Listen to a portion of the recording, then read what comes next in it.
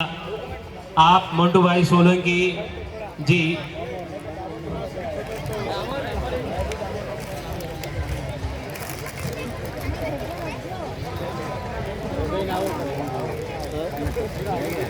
आप नेक्स्ट जो एमएलए साहब है राजन, तो महाराष्ट्र से अभी अभी पधारे हुए हमारे इगतपुरी के एमएलए साहब आप आमदार हीरामन कोसकर जी, मैं उनको ससम्मान मंच पे आमंत्रित करता हूं।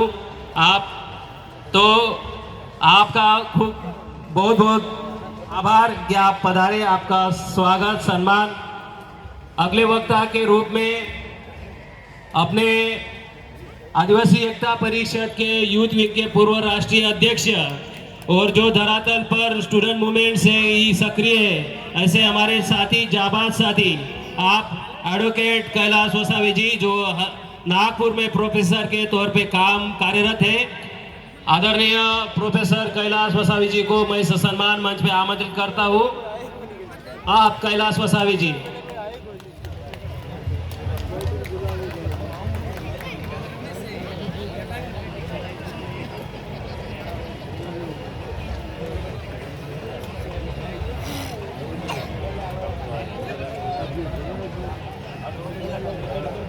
हेलो, शिवराम रोज जिला डूंगरपुर कहीं खो गए हैं, तो उसके साथी दाएं और बैठे हैं, वहां जाके मिले।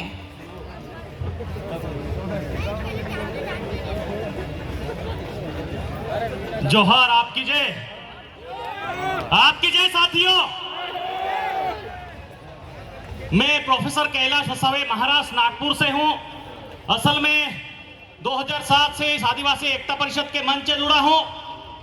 इसी दादरा नगर हवेली में जो सम्मेलन हुआ था 2019 में, उसका युवा अध्यक्ष भी रह चुका हूं और अभी महाराष्ट्र का जो नेशनल लॉ यूनिवर्सिटी है वहां प्रोफेसर हूं और वहां मैं संविधान और आदिवासियों के कानून के बारे में बात करता हूं। और आज इन्हीं कड़ी में हम बात करेंगे कि क्या आदिवासियों के लिए जो कानून है, जिस संविधान में आदिवासियों के लिए प्रावधान है, क्या वो धरातल पर उतरते हैं कि नहीं होते हैं, और साथ ही साथ इनमें अगर कोई संशोधन होता है तो क्या आदिवासियों के लिए ये खतरे की घंटी है या फिर आदिवासियों के हित के लिए ये संशोधन होते हैं। तो आपने देखा होगा कि जब आर्टिकल 370 का जो है ना यहां से हमने रिपील कर दिया था तो सारे देश में हर्ष उल्लास की स्थिति थी। लेकिन आप कश्मीर जाके देखो, वहां की जो कॉन्स्टिट्यूशनल सरकार थी, संवैधानिक सरकार थी, वो बंद पड़ चुके हैं। पिछले 6 सालों से वहां इलेक्शन हुआ नहीं है। ये एक बात है। और इन्हीं की कड़ी में अगर आप देखोगे, जो 5th शेड्यूल में आपको आदिवासियों के लिए शेड्यूल एरिया और ट्राइबल एरियाज में जो अपने एडमिनिस्ट्रेशन चलाने की बात होती है, उसे नष्ट करने के लिए ये जो यूसीसी या फिर अन्य जो भी कानून है वो लाने की कोशिश हो रही है। तो ऐसी कानून के लिए मैं आज आप सबके सामने बात करने वाला हूं। सबसे पहले जो अभी 3 कानून बने हैं, जो 3 क्रिमिनल बिल्स जो आए थे उसको हमने संशोधित किया था। और अभी जो है ना हमने आईपीसी, सीआरपीसी और एविडेंस एक्ट को जो रिपील किया था, उनके बाद ये जो 3 कानून बने थे, इनके बारे में बात करेंगे। लेकिन आप सब जानते हो, आदिवासियों के ये जो कॉलोनियल माइंड था, जो ब्रिटिशर का माइंड था, वो क्या बताता था कि ये जो है आदिवासी जन्म से पहले ही गुनहगार पैदा होता है। क्या ये सही में था? तो ये उन्होंने क्या किया था, हमारे लिए क्रिमिनल ट्राइब्स का एक्ट क्यों लाए थे। और ये आज की गवर्नमेंट क्या बता रही थी कि वो जो कॉलोनियल माइंडसेट था उसे रिमूव करने के लिए हम जो है ना ये 3 कानून ला रहे हैं। तो कौन सा कॉलोनियल माइंड? अगर आप एंशियंट हिस्ट्री देख लो या फिर मिडियल हिस्ट्री देख लो, जहां मनुस्मृति जैसे कानून बनते थे जो आदिवासियों के लिए या फिर यहाँ के पिछड़ों के लिए, वर्नेबल सेक्शन के लिए कोई भी प्रावधान नहीं रखते थे, उनको सिर्फ मजदूरी या फिर लेबर वर्क के लिए या फिर उनके धोने के लिए रखते थे, वो सारे प्रोविजन आज ये गवर्नमेंट चाहती है और इसीलिए यूसीसी जैसे कानून बनने की कोशिश हो रही है। दोस्तों, तो क्या इसका विरोध होना चाहिए? लोग तो बोलते हैं कि आने वाले दिनों में राम राज्य आएगा। कैसे आएगा भाइयों? देख लो, जिस जंगल में यहाँ इनके राम जो है वो वनवास काटने गए थे, उनको आज उजाड़ रहे। क्या इससे राम राज्य आएगा? हमें राम राज्य नहीं चाहिए, हमें संविधान पर आधारित जो आदिवासियों की प्रथा परंपरा की बात होती है, आदिवासियों की जस्टिस सिस्टम की बात होती है, वो कानून हमें चाहिए जो आदिवासियों के लिए संविधान के प्रावधान के जरिए होती है। और इसे इंप्लीमेंट करना सबसे ज्यादा जरूरी है। अदरवाइज क्या होगा, हम क्या करेंगे?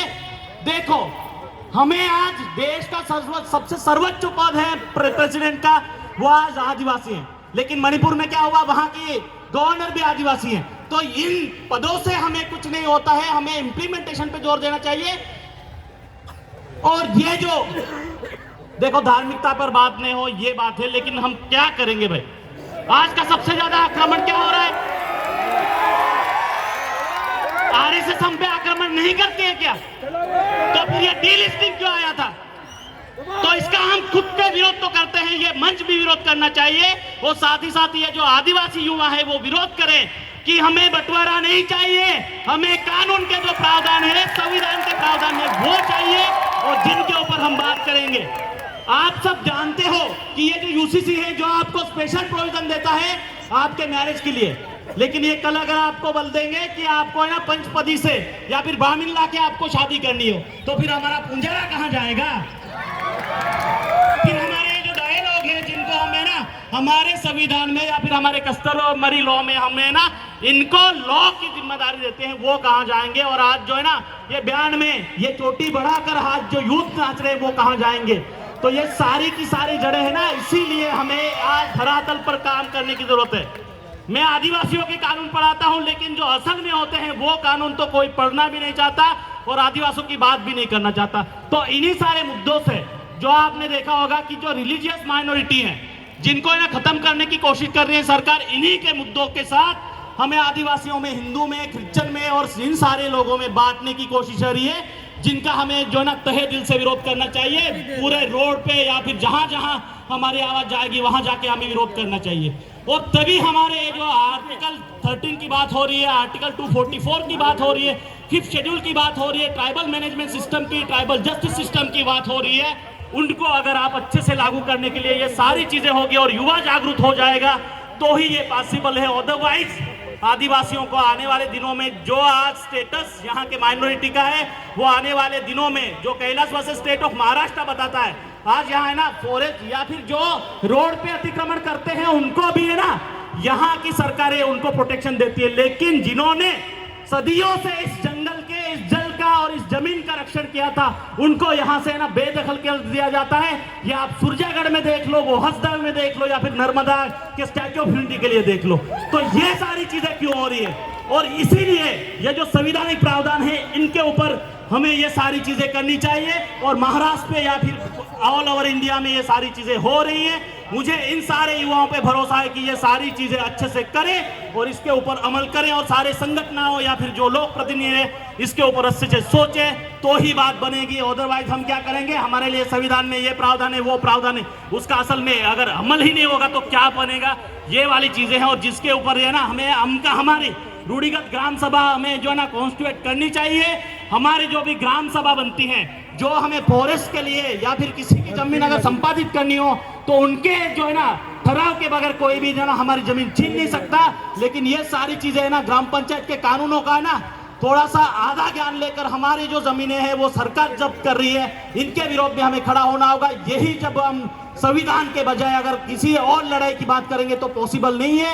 इसलिए यूसीसी का या फिर जो डीलिस्टिंग जैसे मुद्दे हैं इनका विरोध करो और आदिवासियों की जमीन, जल, जंगल को बचाने के लिए हमें जहां जहां मौका मिले वहां लड़ना चाहिए, और लड़ेंगे तभी जीतेंगे। और ये आदिवासी एकता परिषद या फिर जो संगठन है उनकी विचारधारा है। और इसी शब्दों के साथ में अपनी विराम को यहाँ वाणी को विराम देता हूँ। लेकिन ये जज्बा, ये जोश और ये लड़ाई की जो ताकत है हम युवाओं की, वो बनी रहे, वो चाहे राजस्थान से हो या फिर मणिपुर से। अदरवाइज क्या होगा? मणिपुर में जो हमारे भाई लड़ रहे थे उनके लिए 100 दिनों तक उनकी जो शव थी मुर्दा घरों में अब आज तक पड़े हैं, उनके लिए जो अग्नि देने के लिए भी कोई नहीं है। तो ऐसे मुद्दों पर हमें बात करनी होगी, तभी हॉल निकल सकता है। अदरवाइज कुछ नहीं होगा, यूं ही बातें बनाने से कुछ नहीं होगा।